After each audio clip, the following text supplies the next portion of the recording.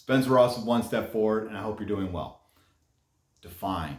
What defines you? All right, so there can be some things like cook, right?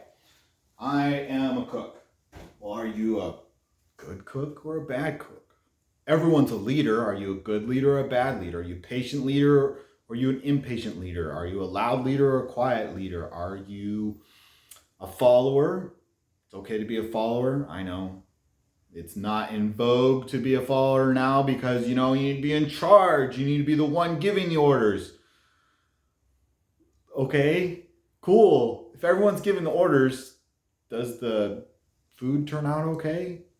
No, there's a chef that's in charge, right? If you can't follow orders, he's going to fire you. Oh, genius. All right, so what defines you? Is it good stuff or is it bad stuff? Are you patient? Are you impatient? Are you yelling at your kids? Well, maybe it's appropriate to be yelling at your kids. I don't know. What are you seeing other people define you as? Yes, it's good to define yourself. But if other people disagree with how you define yourself, there you go. That's your measure. That doesn't mean everyone's going to be right. That doesn't mean everyone who you ask, hey, how do you see me as? How can I grow? Doesn't mean they're always going to be right. There are people who are going to tell you your dream is wrong. There are going to be people that misdefine you, whether they're just angry that day or they don't like you or they're just a bitter person, be toxic, who knows, okay? But if you're, let's say, struggling with dating, how do you improve? Do you go ask your mom? Well, your mom's probably going to tell you, you're sweet, baby, you're just so... Okay, mom, but I'm not dating anyone. Go ask a young lady, how do you define me? Well, you're close. Okay, there is a part of that, but that's not what I'm talking about today. I'm not talking about your shirt. I'm not talking about your hair or your shoes or your car. I'm talking about you.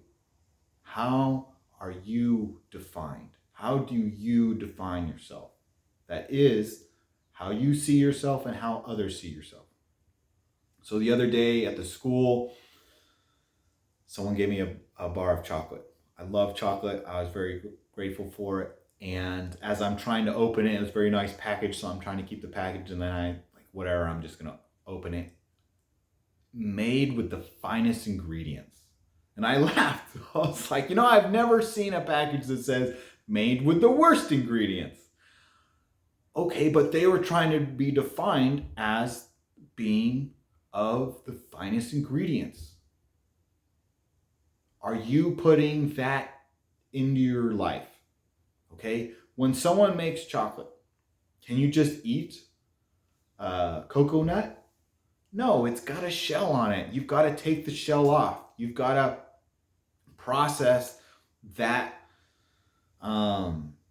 flesh, for lack of a better term. When you're trying to get a macadamia nut, can you just eat a macadamia nut? It's got a thing on the outside and then it's got a hard shell. No, you've got to take that outer shell off. You've got to take that other shell off, and then you can have the macadamia nuts. Some people like them raw. Some people like them roasted. Some people like them unsalted. Some people like them lightly salted or salted. There's lots of good endings, but you've got to make a plan. Figure out how to do what you're trying to do. If you're trying to be more articulate, you weren't born with that. You've got to practice. Maybe you need to go out and practice and be a coach. Maybe you've got to do some public speaking. Whatever you need to do to be better. What defines you? If you believe that you're a good leader, cool. Have that positivity. But what is your group seeing? What are the people around you seeing? What are your neighbors seeing? Your family, your friends, your coworkers, your spouse, your kids. If you can lead a multi-million-dollar organization, but your family's in just ruin because you're a bad father or you're a bad mother, are you being the best leader you can be? Now, all right, little kids are going to disagree with what you do. Okay? But are you taking feedback? How else do you define yourself? You define yourself by what you allow to go on around you. If you are the company that you keep. Okay? If you're spending time with bad characters, maybe that's okay. It's not bad if you're having a party and one of your friends from high school went to prison and you invite them over to have the party. That's okay. But are you hanging out at the park with drug dealers? Well, when the cops show up and just grab a group of people and you're like, but I'm not one of them. Well, you're standing with them, you're hanging out with them. All right, perceptions matter. That doesn't mean that you don't hang out with the uncool people. That's not what I'm talking about. So I work at a school, and I worked at the high school, and we were setting up for chapel, and Pastor Howard, who's an amazing guy, allows me to use, it's the 8th grade boys, he has 8th grade Bible. He allows me to use them to help me set up chapel. I've got to set up 200 chairs. So we move all the tables, we restack the chairs, we unstack the chairs, we put them in rows, and I'm walking around, I'm making sure people are working, and I keep reminding these group of kids, hey guys, keep going. Hey guys, keep going. Hey guys, get that chair over there. Hey, go get that chair over there and bring it over here. Everyone else is working. Guys, can you keep helping? Guys, Finally, I just stopped talking. I just stopped focusing on that group. And so I discreetly started to separate that group. All right, you're done. Go sit on the stage. You're in that group. You sit on that side of the stage. And so I had a group of boys on the left-hand side of the stage, and I had a group of boys in the center on the right-hand side of the stage. And like, Pastor Howard, can I say something? At the end, he was like, you can have them for the rest of the day. We're good, because it's the last class. Cool.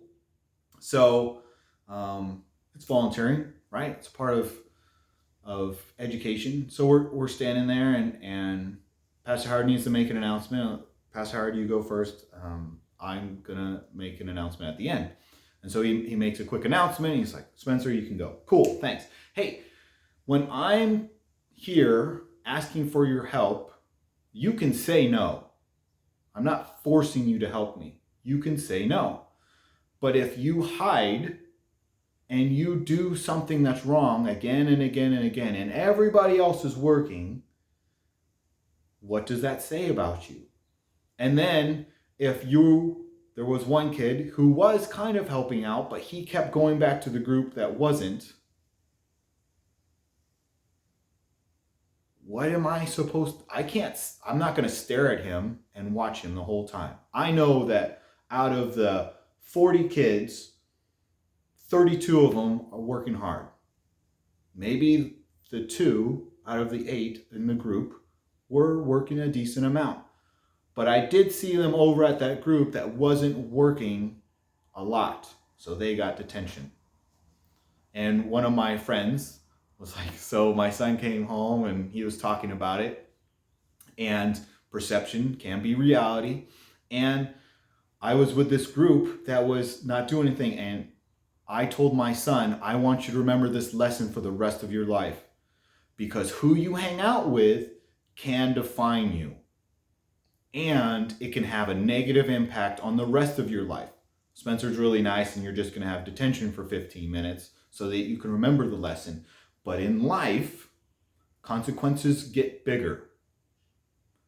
If you allow sexual harassment at your workplace, and I'm not saying everyone's perfect, what I'm saying is we've all heard stories, and if you haven't, go online and Google sexual harassment stories of CEOs getting fired because someone said a joke, everyone laughed except one person, and that person complained, and the person blew them off.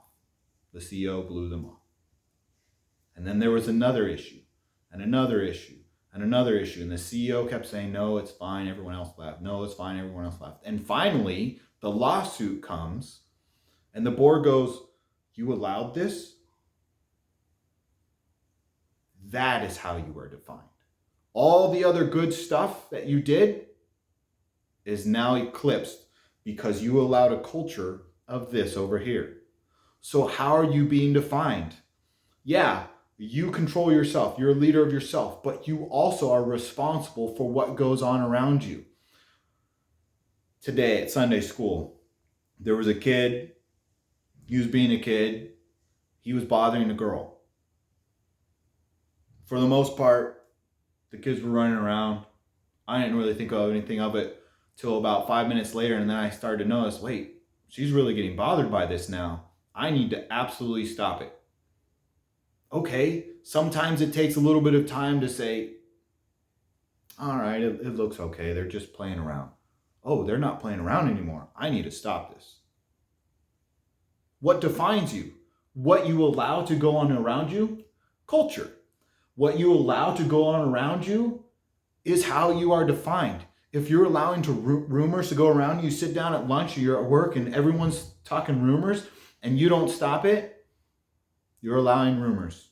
You might as well cause the rumors yourself. But I'm not the one doing it. No, but you're allowing it. How are you defined? Okay, so you're taking care of all the stuff around you, but you treat your family horribly, or you treat your coworkers horribly. All right, well, all your coworkers are treating everyone else okay because you're going to make sure that it happens, but then you're a jerk. Okay, then you're defined by that. It's one of those complicated things. Leadership is complicated. Leadership is real. We're going to have real conversations on these videos. Was I perfect this morning? I think I should have stopped it a little bit sooner. But it looked like they were playing. I didn't know. Okay, so you're going to make a 5-second mistake. All right, then jump on it and get it done. Right?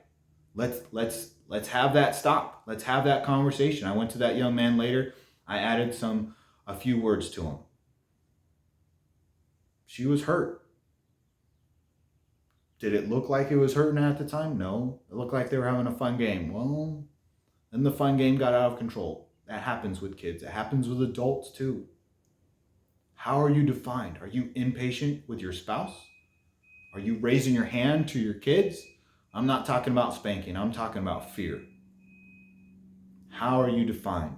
Sometimes you're going to have that toxic person who just spouts out toxic things. But ask people, hey, what do you think of me? Hey, I'm trying to date. Am I presenting a good atmosphere? Hey, man, you need to brush your teeth. Okay, well, that's a physical thing. There is a part of that, but I'm not talking about that. I'm talking about the inside. Are you made with the finest ingredients? Yeah, you can see someone do something wrong, take the negative away, see the good part, and say, I want to emulate the good part. There's a lot of guys out there and girls who are really good with people. Okay, I know a guy who's really, really good with people. He is very much a people person. He's not he is a schmoozer, but not in a weird, bad way. But he lies all the time. I don't want to do the lying part all the time, but I want to be a better people person. It takes effort. Are you putting the effort to make sure that how you are defined is positive and uplifting and not in a fake way? Are you taking the effort to make sure that the culture around you is positive? And that is a definition of yourself as well. Look around, ask questions, be open to criticism. How are you defined? When you're walking through this week, who should you ask? Whether yourself, to actually not have just an excuse, but actually a self-reflection on how you conduct yourself when no one's around and when other people are around. How are you defined? Spencer Ross with One Step Forward.